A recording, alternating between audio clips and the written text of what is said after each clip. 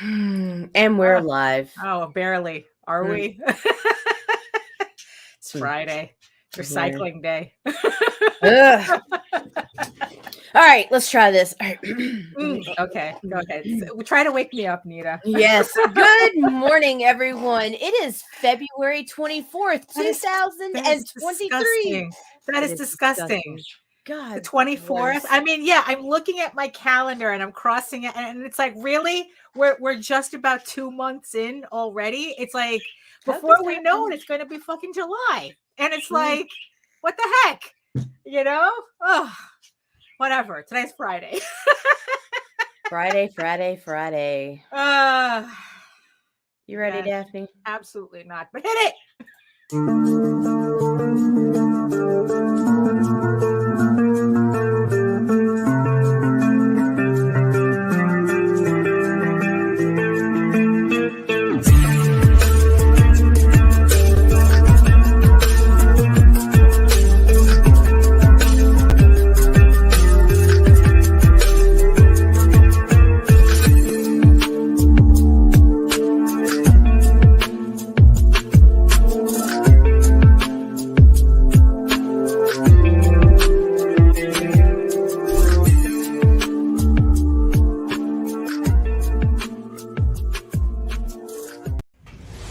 Lockdown Games and Luke Stone Studios presents Hybrids, the role-playing game.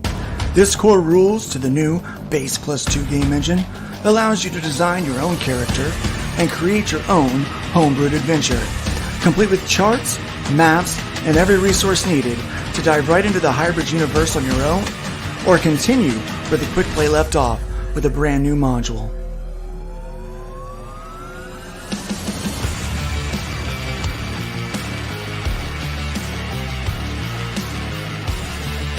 Get caught up on the series with the Killing Field trade paperback.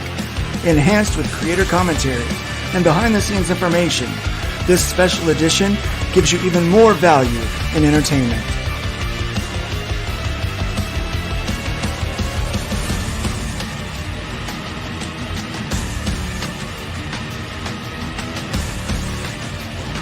All this and more on Indiegogo.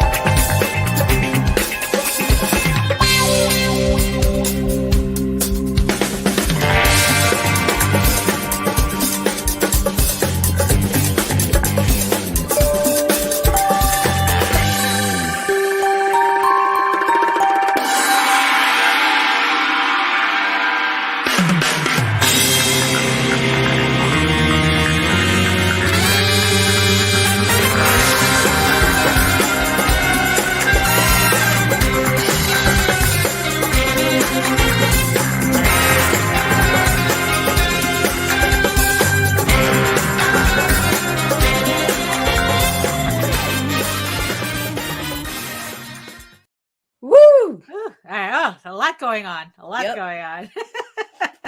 Good morning, everybody. And as always, you can find links to all of the campaigns featured in the links in the show notes below, so you don't miss anything, because it's like, and also I don't know if we mentioned, it's like congratulations to Mike, Jimmy, to Nina, to everybody who closed out all a campaign. Congratulations. A campaign this previous week, so success all around. New books coming out. Oh my goodness. So who's joining us today this early in the morning? So far, we got John, Celestri, and Rob Multari. Oh, hello. Yes. And it's like, and Rob, it's like we're looking forward to that Nightwolf plushie. that should be coming out in a couple of months. What? You know what I'm looking forward to? What?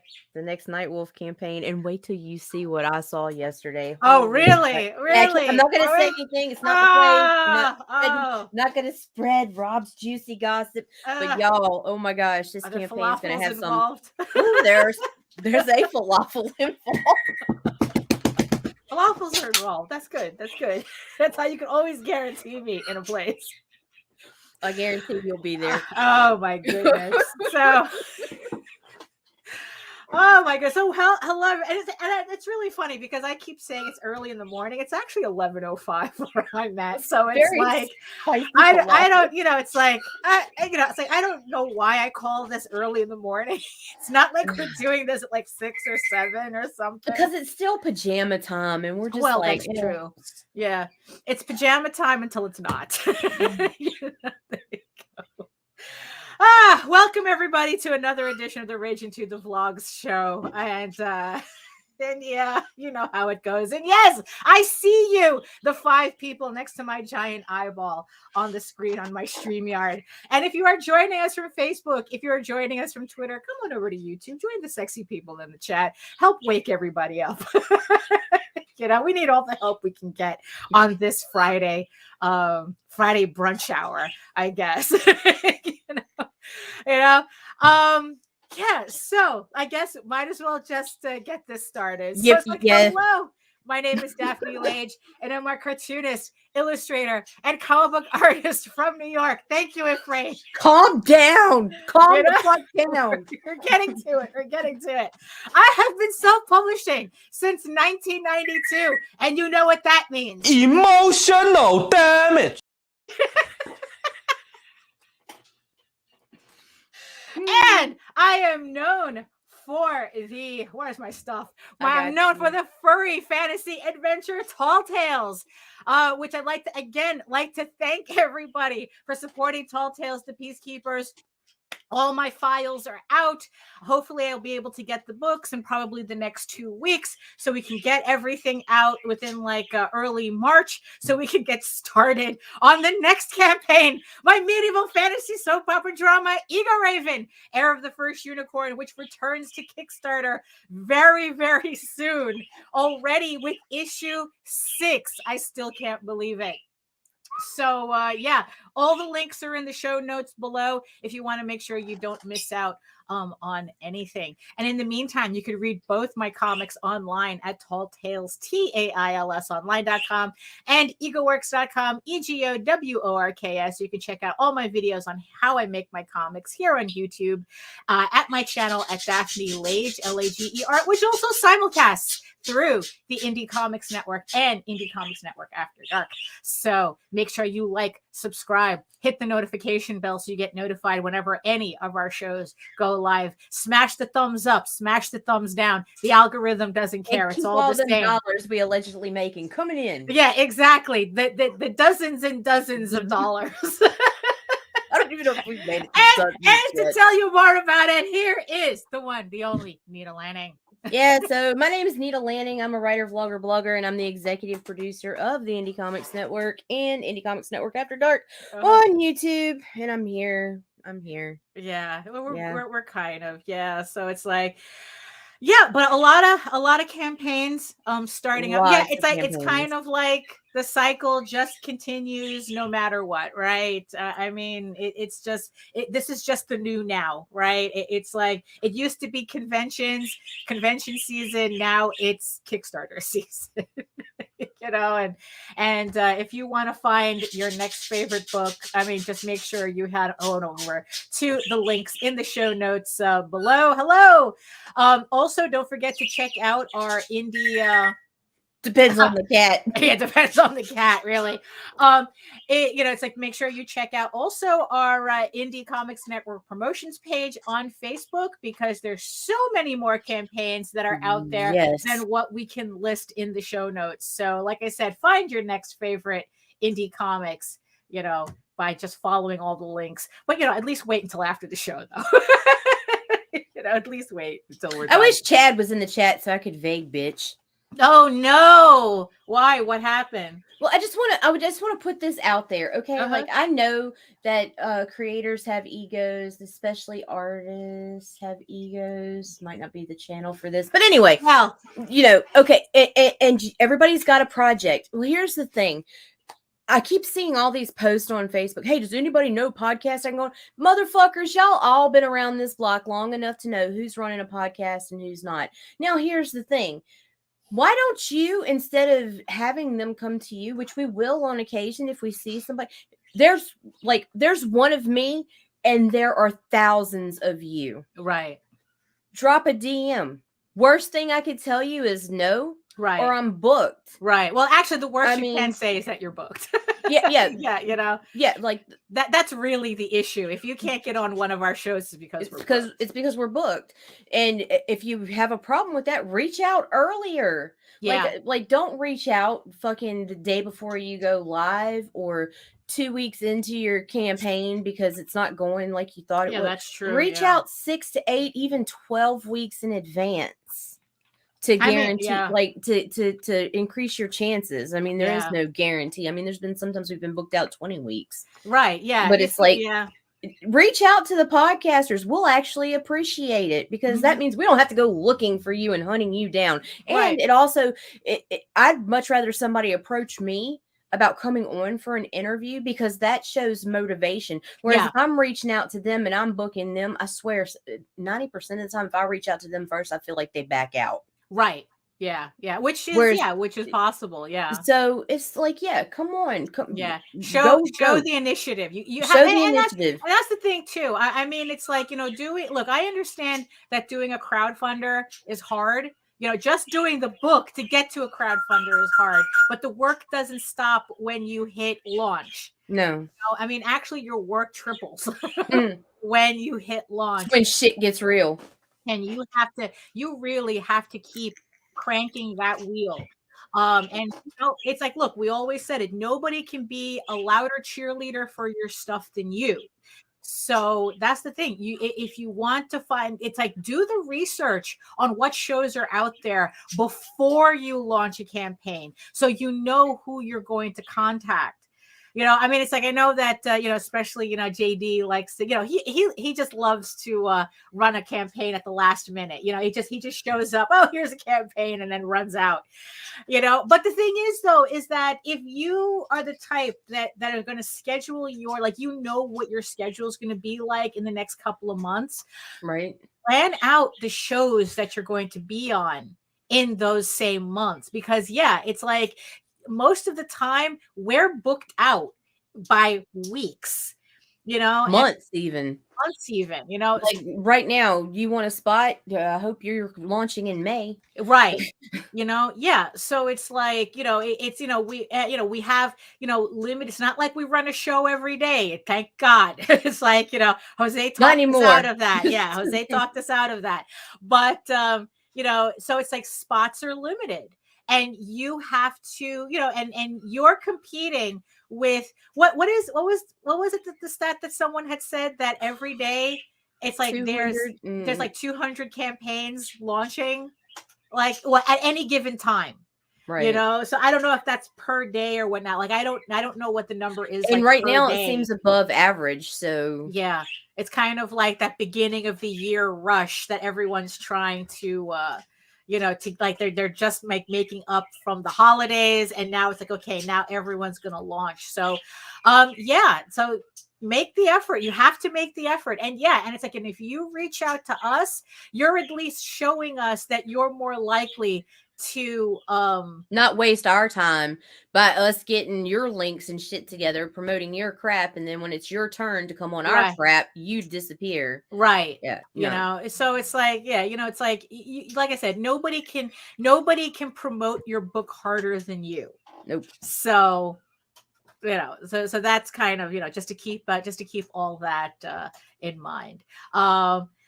Well, right, but that, and but we have exceptions to the rules. I'm sorry, I can do that. It's my channel. Well, that's true too. We'll always find a place for you. But also, that is the thing about trying to like I try to like do your scheduling as far in advance as possible, so that if something else comes up, like the artwork's late or the coloring's late or something, or you can adjust for that without there being too much of a hiccup. I mean, I know it's just easy to just throw up a campaign and hit launch, but yeah, like I said, the work quadruples. It's like, look at that. It even got more. It even became more work after the first time I mentioned it. I said it tripled, not quadrupled. But that's how it goes. If you That's wait how too it long, works. yeah, That's the real if you math. wait too long, it becomes more and more that you have to figure out how to do.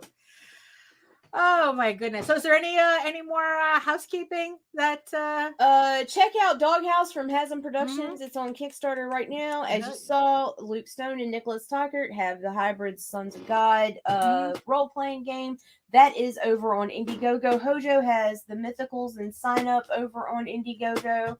And yeah, so it's just been wild, man. Am I forgetting something? That's maybe, probably, most likely. I am. I know Yeah. it. Great. It's gonna be somebody I like, so Yeah. it's gonna be embarrassing. Well, if and also if you follow the Doghouse campaign, I have not one but two variant covers on the campaign as well. So if you're interested in collecting my artwork, that's another campaign to do that as well. Do you realize all the creative Lannings are in Doghouse? Oh, Like, yeah, that's true. That's I true. edited, Chris did art, Jaden threw in some art Right. as part of the stretch goals, so we're all over there. Right, yeah. It's like we're just keeping this entire family busy. All she needs now is to get the other kids to learn how to flat.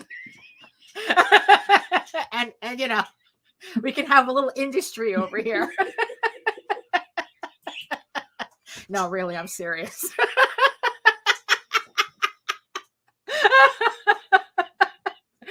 Oh my goodness. So you thought they had it bad making clothes in China. You don't know what it's like making comics in the States. It's true. It's true. Ooh. Oh my goodness. So the other day, Jose was thank you, Rob. Thank you. Likewise, sir. So the other day, JD was cleaning out his collection. He was cleaning it out because we had to, he built another bookshelf.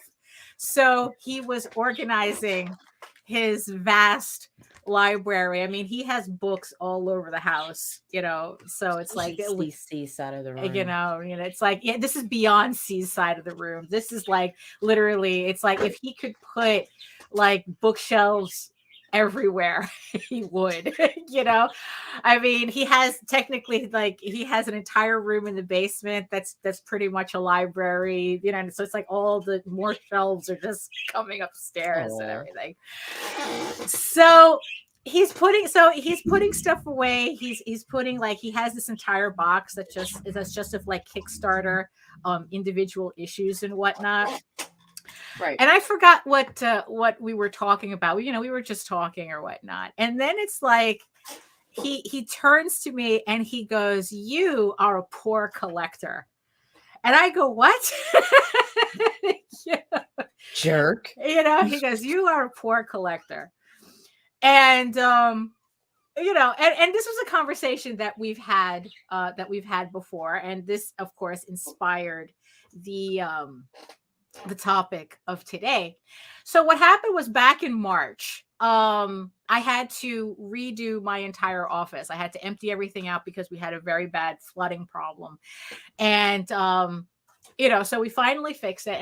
And when I rearranged the room, what I realized is not every book could make it back into the office. So I had to really think about, okay, who gets voted in onto the island type of thing, so it's like all my different books. And the thing is, though, it's like, I don't, outside of the few comics that I collect from that I buy from Kickstarter, I really do not collect comics anymore.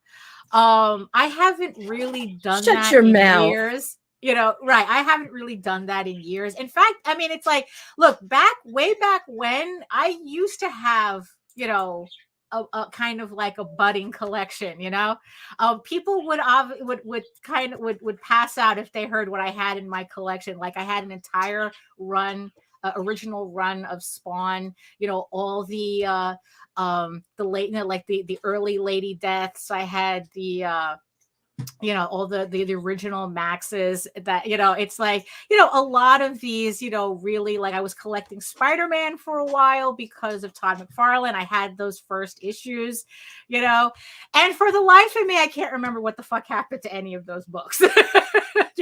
I just know I do not have them, any of them anymore. I don't know if I gave them, I just got tired and I gave them to Jose. I know that I probably sold some of them off. I know that the one thing that I did regret selling off was my entire Marvel run of ElfQuest. I literally remember the day I did it, and I am running through it in my head. And for the life, I really don't know why I did it.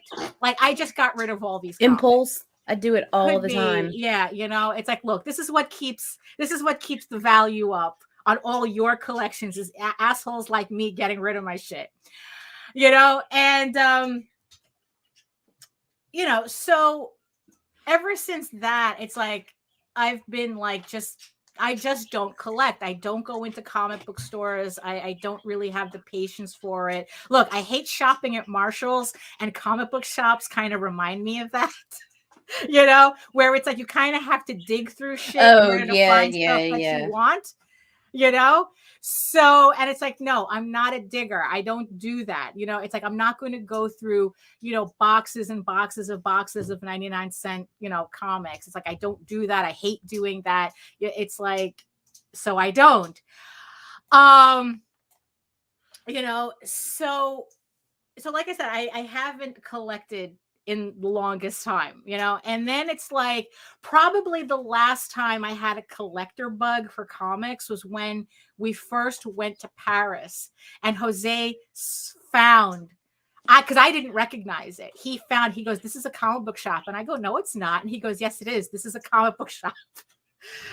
Because it had none of the trappings that I was used to as a comic book shop. It didn't have a giant witch blade with her tits out and shit like that in the window, Supergirl with her ass showing because of the little skirt, it didn't have that. It didn't have that in the windows. I completely didn't recognize it. He goes, no, this is a comic book shop.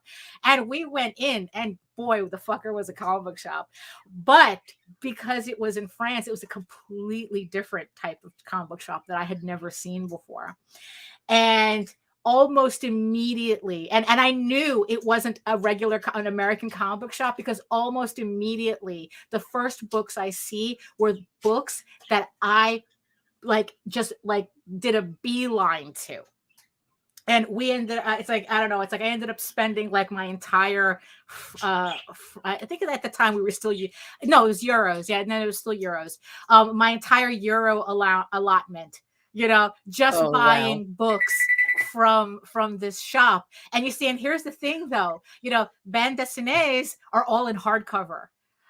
So it's like these giant, it's like these oversized hardcover books. And I'm going to show you one of my favorites right here. It's a very, a very, very masculine book. I was like, this is one of my favorite books that I found there. And I mean, I just bought half the suitcase was full and overweight because of these books. So, and then it's like afterwards we just, Jose just made it a habit of, for my birthday and stuff, is just buying more of these books for me, so it's like, so that was the last time I grew a collection is with all these French books that I have. But even then that kind of slowed down because one, yeah, the bitches are expensive, and two, these are not monthly titles. It's like I think I've been waiting a year and a half for Eagles of Rome to come out with the next. I know that the volume 6 is the Marini is finishing up the book as we speak. So it's like they come out. I'm lucky if I get a new volume every year, because that's how slow they come out. So but they're worth it though. But yeah, but everything else, that's, if you're talking about more mainstream stuff, everything else is just like older titles. And yeah, and I just collect very specific work from Kickstarter. And it's like I said, we were having this conversation, and Jose says that you are a poor collector, and the Or implication. selective. You know what? That's a good question, because it's like, because he feels that in order to really understand how to make comics and how the industry works, you kind of have to be on top of what's out there. Like, you have to be reading, like, it's like, what, like the new stuff and whatnot. And I'm like going, no, you don't. No, you don't. It's like, I'm doing comics, I'm doing comics just fine, thanks, without having to pick up every little thing that comes out. Right. And the thing is, I just don't have the room. Maybe if I had the room and more disposable income, maybe I would be a little bit more less, well, right, yeah, I mean, it's like, yeah, that's also another thing like that. Recently, that's kind of where my collection focus is on right now, is collecting manga. Now is getting more manga, because that's just where my interest is right now. And and it just, it kind of and of course, it irritated me, because it's like, yeah, it's like, what? I enjoy comics as a medium, but Right. but the thing is, though, do I love it? Am I obsessed with it? I mean, it's like, I can actually say no, because I can live without most of the stuff that comes out. It's like, yeah, I'm incredibly selective with what I like. And yeah, and it's like, and honestly, I really don't feel the need to keep up with anything. I mean, I've mentioned many times already, and sometimes you're both, and that's kind of the thing that you have to be. And I think that that's kind of how he looks at it, that it's like, if you want to build a better mousetrap, you have to know how all the mousetraps work, right? But a lot of those mice traps don't apply Right. to what you're trying to catch. Right. And even then, it's like, I don't do my comics. You see, and that's the thing. I don't do my comics with the idea that I have to catch. It's not Pokemon. I'm not catching anything. It's like, it's like it's like I just have this need to tell this story, but it's a lot more fun when I can share it with people.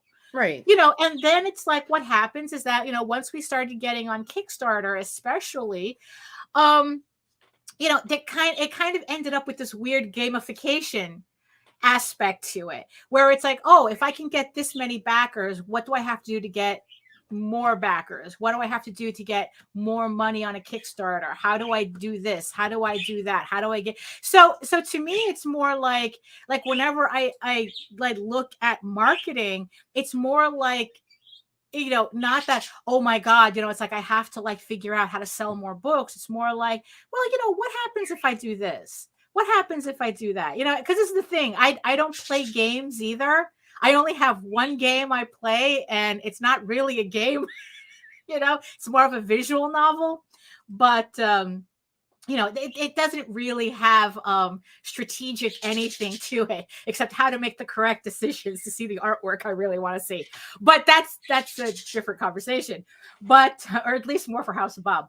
But speaking of which, House of Bob, I got it. Tomorrow we will be joined by our very own Jake Twister on because already we're on the last day, the last Saturday of the month. It's another House of Bob episode where we will be talking about embracing the adult artwork that we love, that we enjoy. Just a friendly reminder. Yes, we will be going live on both channels and Facebook, but 15 to 20 minutes in, we will only be live on Indie Comics Network after dark. Yeah, So excuse me. It's just to allow everybody to kind of like come to in make and sure the settle in and notifications go whatnot. out. Yeah, because I don't know. It's like she's saying that she's seeing a delay in when the notifications go out. So we give a little bit time, and then usually at around like the 20 or half hour mark, we then shut everything off to Facebook and whatnot, and then that's just when switch shit over. gets real. Right, and then we start having, pulling up the artwork that we want to show. So so in the end, so Kickstarter, kind of like figuring out Kickstarter and the algorithm and marketing, that became my Candy Crush, where it's like, it's like, okay, what do I have to do? It's like Tetris. It's like, so how do if I do this, will this happen? It's like, if I do that, will it unlock this event, type of thing. Or will everything blow up all around it? Right. Well, you see, that's the funny thing, because that's the one thing that I don't worry about. Like I don't have any sense of failure, on this. Like, there is no losing the game, because it's like, I kind of think that we're already far enough into it that it's like, up to a certain point, it's predictable. Right. And then it's like, it's only after that it's like, okay, now what? Now what do we do? Right. So there is no failure, on Kickstarter. We're already there. We're already, it's like, okay, I know that it takes me, like 48 hours to reach goal the way I have it set up. So once we reach goal, then it's all about, okay, what do we do now? And then, it's like, okay, does this block go here and this block go there, So yeah, so that's the thing, because so going back to Jose's thing about being a poor collector. So, I just find it funny, because that's an argument that I do see not just from him, but from other people as well, where it's like, oh, like, you have to love comics to be able to do it. People get Right. even more specific than that. They really do. They're like, if you don't like superheroes, you don't like comics. Right. I've been told that. Right. like, It's like, yeah, like nothing else exists. Right. But here's the thing, though. It's like, it's like,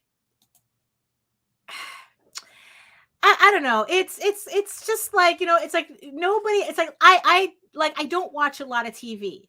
I don't watch a lot of movies, but nobody tells me I don't like movies. I don't like TV. Well, that's because you don't live with C. He would tell you it's that. like, He tells me that. yeah. You don't But even then like again, no, movies. I've had people say that. So maybe it's not a good analogy, but the thing is, though, it's like, I think that what it is, but when you do like a movie or a television show, you're devoted to it. Yeah. It's like, until Netflix decides to cancel it at the fourth season. Fuck them But, bring back Age of Resistance. Look, I'm still salty from Marco Polo, but hey, so it's like, yeah. So in the end, it's like, just because my comic book collection isn't vast, does that mean that I don't know what I'm doing?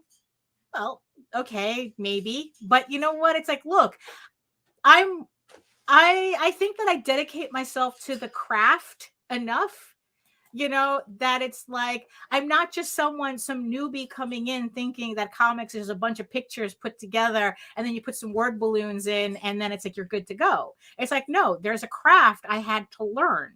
That I'm still learning, Right. It's like doing comic books has its own visual language. You can't just come in and start, and just like do, I guess, kind of like the tourist, kind of like you have, tourist manuals. And then you have, well, if you actually want to learn a language, it gets a little bit more involved. Right. If you want to learn beyond, being a tourist. Right. So, yeah. So I don't think I'm a comic book tourist. It's like, I really do. It's like, you want to say more than bathroom, food, and American Embassy. Or something. Yeah. Right. Yeah, exactly. Yeah, definitely. No, yeah, it's that's true. We did have that issue in Paris. The American Embassy. So and the thing is, though, it's like, and that's the funny thing, because it's like, so American comics have a different visual language than Franco-Belgian comics that are completely different from when I look at manga, when I'm studying manga. It's 3 different visual languages.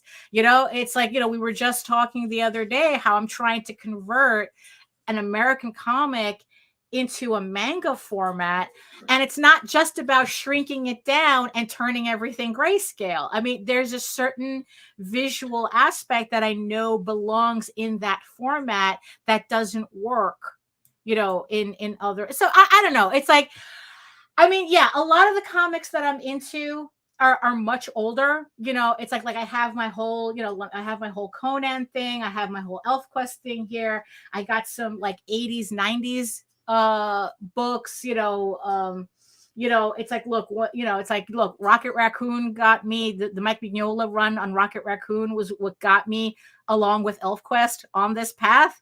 One of my favorite books is, X-Men Asgardian Wars. It's like I still have it. The poor thing is all yellow and crusty, but I still have it there.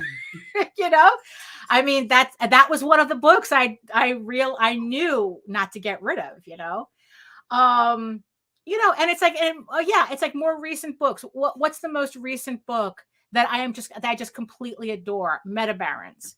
It's like, it's not a recent book, but it's like, and technically it's kind of like a hybrid between, because it's like it's a French comic that I forgot who published Inhumans, which is a subsidiary of Heavy Metal, so it's like, oh, okay, so maybe it's kind of like, it's still, but that's kind of like the most recent title that I've gotten involved, that I've gotten like really, really into.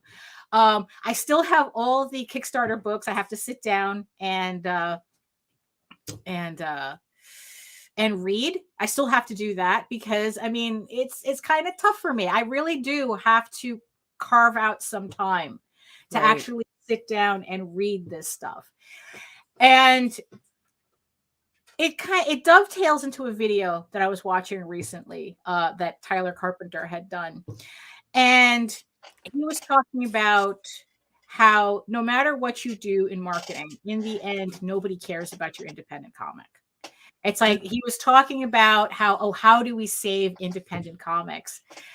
And he goes, well, the answer you don't want to hear is that one, you have to talk positively about comics for people to be interested in comics. And 2, you have to talk positively about things people know. Right. Mainstream comics or characters that people know, so that you can get them excited about comics again, so that when you do talk about your comic, they'll care more. Because it's like, because he was talking about, yes, right. Yeah, exactly. And he was saying that it's like, in order to save independent comics, you kind of have to praise mainstream comics in order to do it, because what that does is that someone had brought up that it was kind of like the fan art. It's like the fan art theory of this, where if you want to enlarge your audience, you have to talk about things that they already like. And he was talking about how whenever he reads like the latest Batman book or whatever, like mainstream book or Chainsaw Man, whenever he reads that, he makes a video about it, talking about it. And it's not a review. It's not, it's not, he's nitpicking it or whatever. He's just talking about why he enjoyed reading that book. Right. And what that does is that it attracts all the people who like Batman. It attracts all the people who like Chainsaw Man. They watch his videos and they go, you know what? We really like the way this guy talks about our favorite thing. What other videos does he have?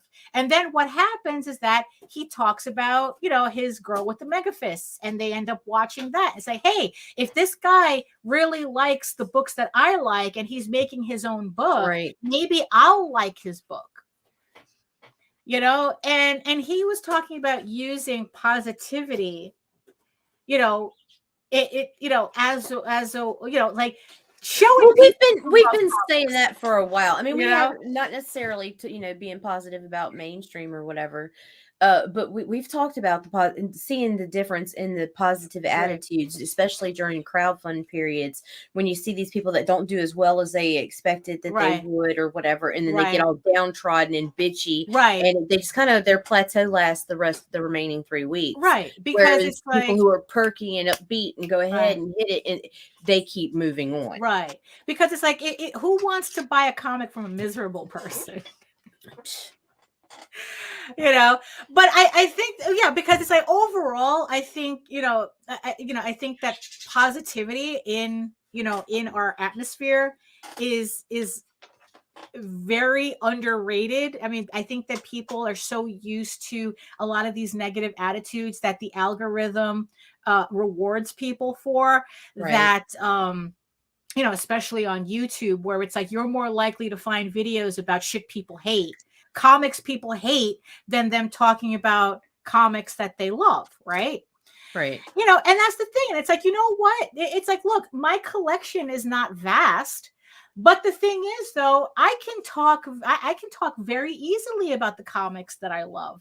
I can talk to you about Savage Sword. I can talk to you about ElfQuest. Klaus was another book. Although me and Jose argue that he says it's Claus, and I go, no, it's Klaus. I mean, that was a recent book that I picked up from Boom. It's like, it's like I can talk about like all my French comics. I can talk about Berserk. I can talk about what was it, Goblin Hunter? What do I have here? Yeah, I think it's Goblin Slayer. And then even though here's the difference, even the stuff that we don't particularly like ourselves, that we're not going to sit there and just rip it apart, like there's no reason to, and I can just as easily promote someone who is on fire for their own superhero project, even though I'm not particularly fond of superhero books. Exactly. Because it's like, because that excitement is infectious. If you're excited about your book, why shouldn't I be excited about your book? So it's like, it's kind of like, oh yeah, let's all be excited together. We're doing comics. We're having fun. It's like, we're sharing, it's like we have, we're sharing our work to these audiences who didn't know we exist. And now it's like, hey, I want more of your stuff. So I was just like kind of thinking that probably that might be a way to kind of like force myself into taking that time to finally get through these piles of comics and whatnot that I do have, because it's like, read the comic and then do a video about it. And nothing complicated, just do kind of like a quick little stream going, hey, I just finished reading this book. This is what I thought about it. And maybe you'd like, maybe you'd like it too, and it's like Patrick stresses me out. Well, it's the jokes, it's the jokes,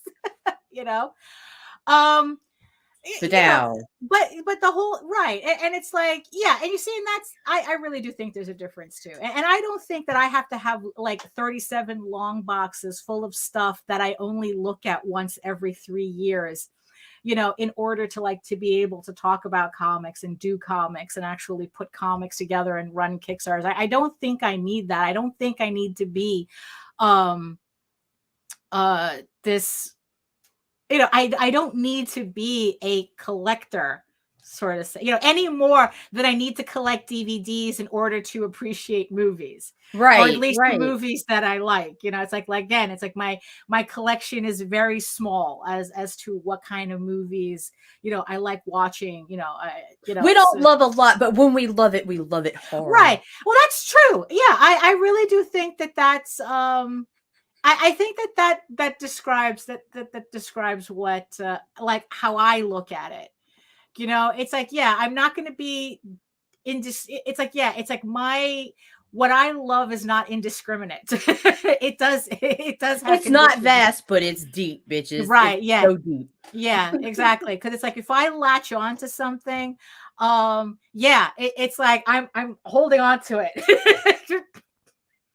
Come back, Patrick. Why'd you stop? Why'd you stop at look, Nita's just kidding, Patrick. Don't take it so seriously. It's like, it's just the dad jokes are just puns, and dad jokes make her flip tables. That's all. You know, so, you know, it's like, yeah, and it's like, yeah, and I get upset, you know, and it's like, yeah, and especially, you know, I get upset when shit happens, like, oh, they're canceling The Witcher after season 4. So sad. You know, it's like, that's it. You know, it's like that infuriates me. You know, it's like, you know, I don't care about some random comic from, you know, from Marvel or DC. You know, it's like, but you know, I do have things that I like, you know, Right. and that's just what it is. You know, and the thing is, and people go, oh, but it's like, you know, it's like all the stuff that Marvel and DC are putting out is crap. And it's like, look, 95% of everything is crap. Now, here's the thing. It's like, well, you know, It's still a choice. you know. But also, I think nowadays too, just a little sidebar. If you really do like a movie, buy it in physical form, because I mean, the way this whole streaming / I'll digital tell you, content thing I is, will give y'all a firsthand reason why I always buy physical if it's available. right. My son is on the spectrum, as a lot of people already know, and he went through a period where he was very obsessed with Plants vs. Zombies. We ended up ordering a digital copy of the original Plants vs. Zombies, you know, with the fucking flowers and not the garden warfare stuff or whatever. Well, anyway, we had some issues with the PlayStation and whatnot, and it was supposed to be saved to download. We got a new system, and I went to pull it up, and I couldn't. Now, mind you, we paid for this motherfucker. Because they discontinued They it? discontinued it. Right. Your Right, lease and was up. And recently, I've noticed there's a couple things off of our Amazon Prime that have disappeared that were bought that we Yeah. owned in our library. Oh, yeah. Like, I've had books disappear from my Amazon library. Like I gotta go, I could have sworn I had this book and it's not there anymore. You know, and I paid real money for a fake Right? item. You know, that's what it felt like. So it's like, yeah. So you know what? It's like, yeah. If honestly, I think nowadays have the physical collection if you can, because it's like a lot of these. You know, if you're not dealing with the purposeful Mandela effect that Netflix is doing by changing episodes, by re-editing episodes as they air, That's so insane. you know, it's like, yeah, just you know what, have that collection. Yeah, that I agree with. Definitely. Because there was nothing where I swear he still does it. He still brings it up from time to time just to rub it in. Right. You It's like, know, yeah, I mean, okay. We should have went to the video store and bought the damn thing. right, exactly. You know. But oh yeah, but the thing about it's like, oh well, you know, it's like, you know, 95. Yeah, so like I said, 95% of everything is crap. So here's the thing: why do you want to waste time bitching about shit? You know, why do you want to waste time giving attention to companies that are using your outrage as free advertising? Right. You see, and that's kind of the thing too. It's like whenever you see one of those like 3-hour you know, videos on, oh my God, someone got an MPreg fic published at DC or whatever the fuck is going on over there. You're giving DC free advertising. They did that knowing it was going to trigger you to do a 3-hour commercial for and them. all your bitching does is send other people over there to go check it out. It's like, oh, I wonder, oh, they must hate this. Let me go check it out. So now imagine if you were talking enthusiastically about something you did like. You know, I mean, it's like, would you have the opposite effect where it's like, you know, you're talking about, you know, you're talking about your favorite Batman comics or your favorite Marvel comics or whatnot. And then it's like you're going, yeah, and it's like, and it remind, it's like, and these comics inspired these comics that I bought off of Kickstarter. Right. So it's like, if you like that, it's like you're probably going to really like these. And it's like, what happens there? So I guess, in a certain way, you're using someone else's collector sensibility in order to get them to pay more attention to independent comics. Because, yeah, it's a little tough for me. It's like, if I'm not talking about the latest whatever, mainstream comic, yeah, maybe there's an audience I'm not able to access or reach. To reach, because, well, what do you like? You don't like what I like, so why would I like what you're making, right? So it's like, okay, on that level, I think I can kind of understand that, so so it's like, yeah, it's like, so it's like, do I love comics as look, I enjoy comics as a whole. Do I love very specific comics? Absolutely. It's like, just thinking about Eagles of Rome and Meta Barons and look, nothing ignited my love of ElfQuest more than listening to that audio thing. That audio movie. Yeah, we still have to, and it's like, we still have to listen to the rest of it for Allison, because she. Yeah, I'm ready for that too. Yeah, I'm ready to listen to it again. We're good. We're ready to go. So whenever you're ready, Allison. Oh, speaking of Allison, Allison would normally have Arting with the Alley Cat today.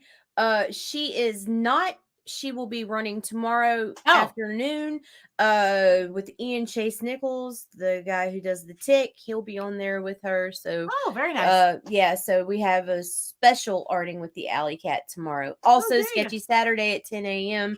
and House of Bob at 8 p.m. Oh yeah, there you go. Okay, So no, it's the little house cleaning, the little housekeeping thing that pops in. So do I love certain comics? Absolutely. It's like, look, I hate Guardians of the Galaxy, but I waited 35 years to get the amount of Rocket Raccoon merchandise right that has yet to be able to make it into the office, but I'm trying. We're getting there. We're getting there, but but it's like, because of those that Mike Mignola run. It's like, I have them, it's like I have the issues up there on my wall. Let's say, are you really showing your personal investment by being negative about what a company did that you don't like? You see, that's the thing, because you're actually, you're showing your personal investment in hating. And that's the part that I don't understand. Because, but then we bitch about getting less of what we love. But if we're not talking about what we love and spreading that around, how right? Because all you're doing is, if you hate these companies for doing stuff, whatever dumb shit they're doing, right? And they're conversely using you as free advertising for that dumb shit. Aren't you encouraging them to do more dumb shit? So don't encourage these companies to do more dumb shit. Encourage them to do the books that you do want to see, so that we can use that to introduce people to what we're doing. It's like, look, and mind you, I'm reluctantly saying this as somebody who did fan art at conventions for a little bit and stopped almost as quickly. Once I realized that what I was seeing at conventions is that people just wanted pictures of Deadpool and move on, that they were not interested, that I could not convert people who wanted fan art into people who wanted to read like Tall Tales or Eagle Raven. I couldn't do that. It's like, I just couldn't get that to work. Maybe online, maybe here it's different, because it's like, there is no, I don't know. It's like, maybe it's just a different environment where attitudes are a little bit different. Maybe the type of people that go to conventions are just kind of not the people who are really into comic books to begin with, these are the people goes like, oh yeah, I love comic books. I saw all the movies. It's like, no. So Aren't you special? yeah, right. Yeah. So it's like maybe like conventions nowadays just attracts people who are not conducive to this. I don't know. It's been a while since I've been at a convention. And and felt like I was getting anywhere with it. I guess, to kind of to put it that way. But yeah, it's like what made my day yesterday was having someone on the show. I was asked the question about where to start when it comes to getting into Wonder Woman. It was my opportunity to share my love. There you go. It actually makes our lives Yeah. more interesting too, because we're Yeah. talking about what we love instead of just bitching about what Right. we hate. Exactly. And then it's like, and again, and it's like, and it, it's like, well, like I said, it's like, it depends on who knows where that's going to lead somebody. It's like, and again, it's like, will they come back and say, hey, I really enjoy your recommendations, and now you're doing a comic. Maybe your book is also something I'd be interested in as well. Absolutely. So it's like, that's kind of, I don't know. So that's kind of like what I learned, well, from Tyler's last live stream, when he went more into detail about this. But but the thing is, though, it's like, so what if I'm a poor collector? It's like, yeah, but Yep. you know what, the stuff that I collect means something. It's like, it's like they got back into the office for a reason, and I redid my shelves so I could have easier access to them, so that I'm not digging through boxes every 3 years trying to remember if I have it. So yeah. Yeah, because we don't want to become the junk lady from the Labyrinth. Oh yeah, no. That's yeah. Like, Well, no. it's. I mean, that's kind of. Well, You're not. It's kind of like that anyway.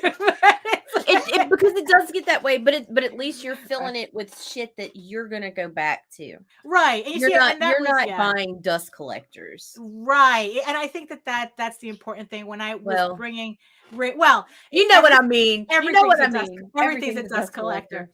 But when I redid The Office, I really had to think about what is it that I want to surround myself with.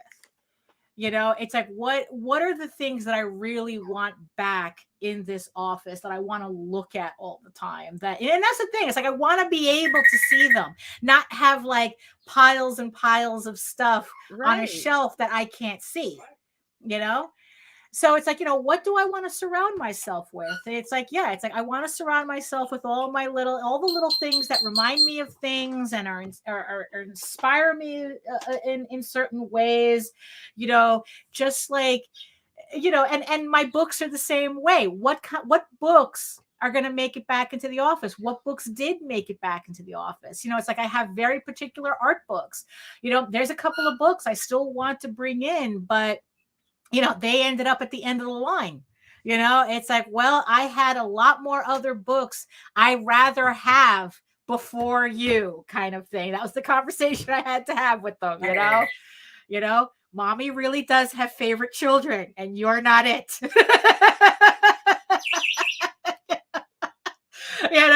So it's like, so I mean, if so you know what, maybe that's just what I have to do. It's like, I have to like sit down, actually finish something, and then do a quick video about it just to talk about it.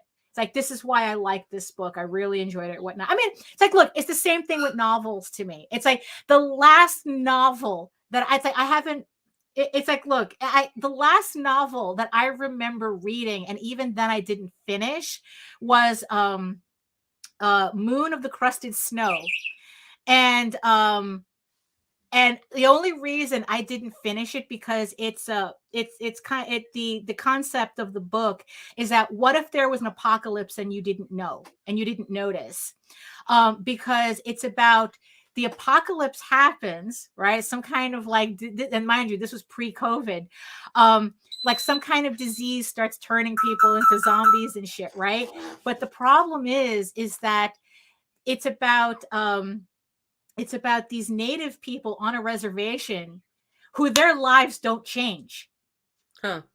and they don't know what's going on because of their life on this reservation being as difficult as it is, that a literal apocalypse happens around them, and just like, they don't notice until people start trying to escape onto their reservation, because it's far enough away from the cities, and they're like, oh, what the fuck is happening? And the book gave me the sweats. It's like, it was such a suspenseful book, and it was just like turning every page was excruciating. It was a really, really good book, but I have yet to finish it. And this was like I said, this was pre-COVID. I mean, the last time I remember reading this book, I was waiting in a corral for the Miami half marathon, and it was like friggin' like 5 a.m, and I was just in the corral, just reading this thing, waiting for the start of the race, and that was like the last time I read it, because like I said, it was just like I couldn't, it's like it was just that intense, and I know that I really should finish it. And probably I should, so I could do a 10-minute video about it, So maybe that's what I just have to do. Okay. For a split second, I thought you froze, Nita. So maybe that's just what I have to do. That's the next level that I have to do. I have to actually sit down and kill a couple of birds with a couple of stones. And it's like, make more videos for my YouTube channel, right? Talk about the different kind of comics that I'm into more, right? And actually sit down and read the pile of comics that I have already from everybody that I bought from on Kickstarter. I really do have to do that, So, I bought your books for a reason. It should be reading it, right? Right. You would think, God forbid, right? Oh my goodness. So, do you have any final thoughts on this? Any thoughts? No, I'm good. Right.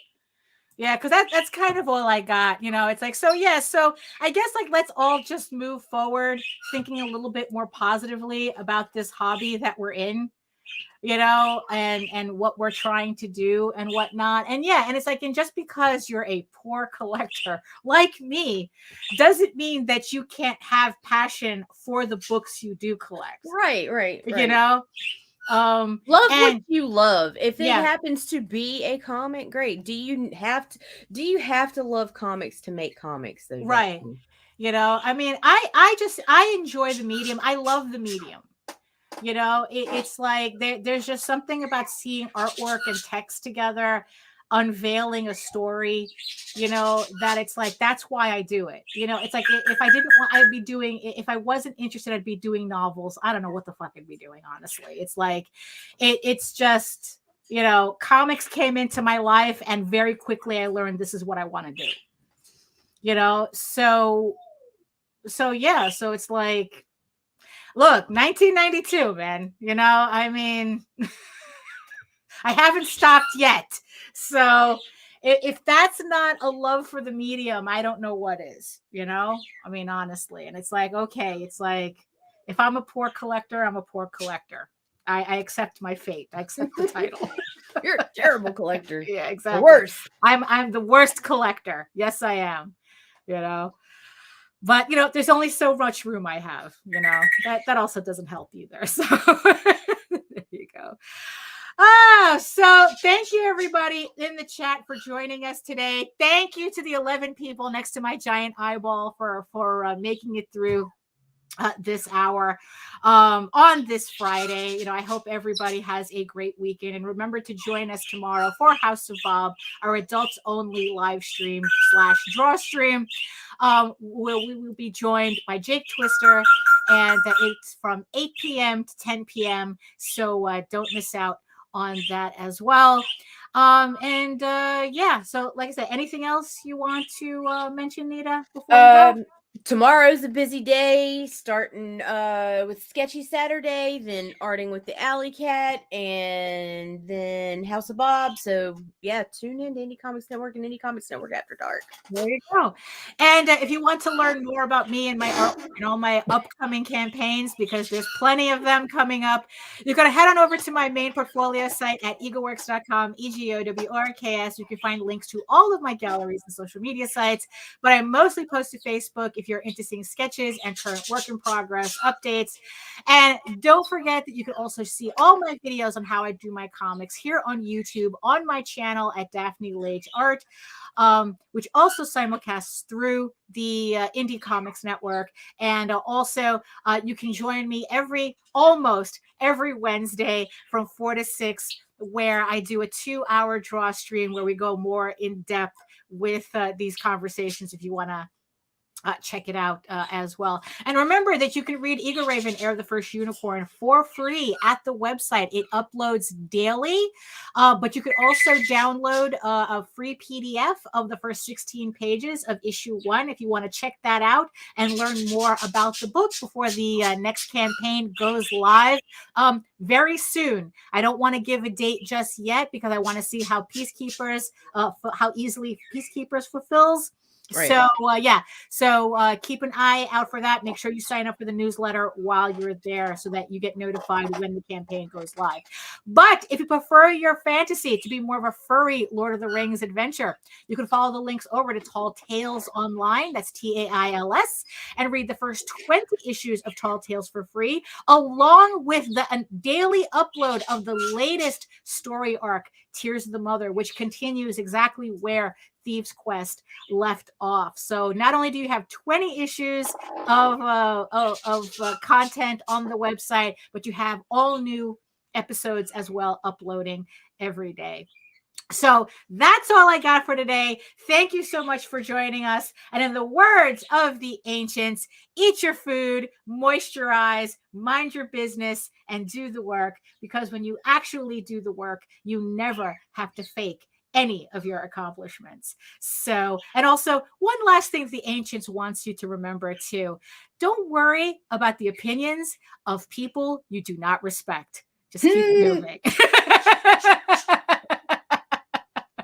Well, then. There we go. So a little final thought for everybody. We'll see you guys later.